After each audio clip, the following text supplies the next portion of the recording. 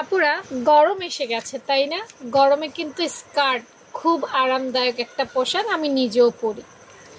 এখন আসো, এই স্কার্ট অনেক ধরনের হয়। আপু আজকে লেয়ার স্কার্ট দেখাবো, যেটা পার্ট বাই পার্ট পার্ট অর্থাৎ এক লেয়ার লেয়ার যেটাকে বলে, হ্যাঁ সেটা দেখাবো। তো চলো, একটা পার্ট কয়টা লেয়ার দিবা তুমি?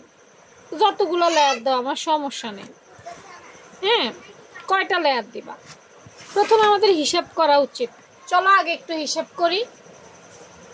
হিসাবটা কিভাবে করবে দেখো, হিসাবটা এটার মধ্যে করি।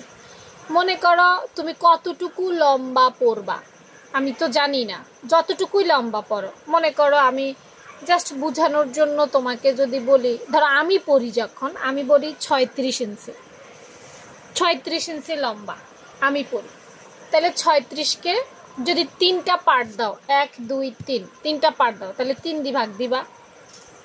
যদি 2টা পার্ট দাও তাহলে 2 দিয়ে ভাগ দিবা।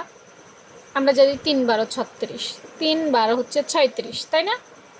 ভাগ 3 12 হচ্ছে কত? 36। আর যদি তুমি 2টা পার্ট দাও তাহলে কত? 18 18 36, 18 18 36 নাকি?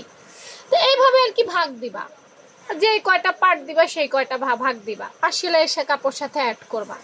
করে কাপড়টাকে ওই অতটুকু, ধরো আমি যদি 3 3 3 আমি 36 পরি, তো 12 12 12, সাথে সেলাইয়ের জন্য 1 ইঞ্চি 1 ইঞ্চি 1 ইঞ্চি, মানে 13 করে একটা পার্ট একটা পার্ট একটা পার্ট কাটবা।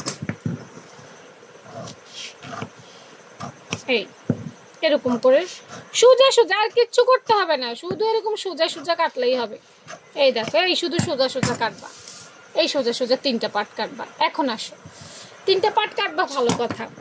এইটা এখানে যতটুকু, এখান থেকে এখানে যতটুকু হবে, আর যত বেশি কুচি দাও আর কি, এটা থেকে যেন এইটা ডাবল হয়। ধরো এটার এখান থেকে এখানে যদি 30 ইঞ্চি হয় বা 40 ইঞ্চি ধরি, 40 ইঞ্চি হয়, এখানে যেন 80 ইঞ্চি কাপড় থাকে। আবার এখানে 80 চাইতে এখানে 80 80 কত 160 ইঞ্চি কাপড় থাকে, মানে এটার চাইতে এখানে ডাবল হবে, এখান থেকে এখানে ডাবল হবে।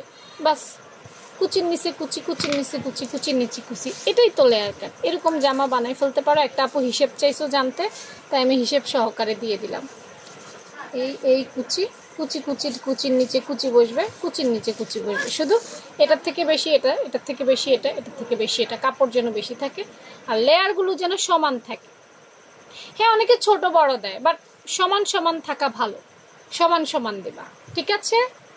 তো আমি একদম মেজারমেন্টের সূত্র সহ বুঝাই দিলাম। প্রশ্ন থাকলে কমেন্ট সেকশনে জানাই।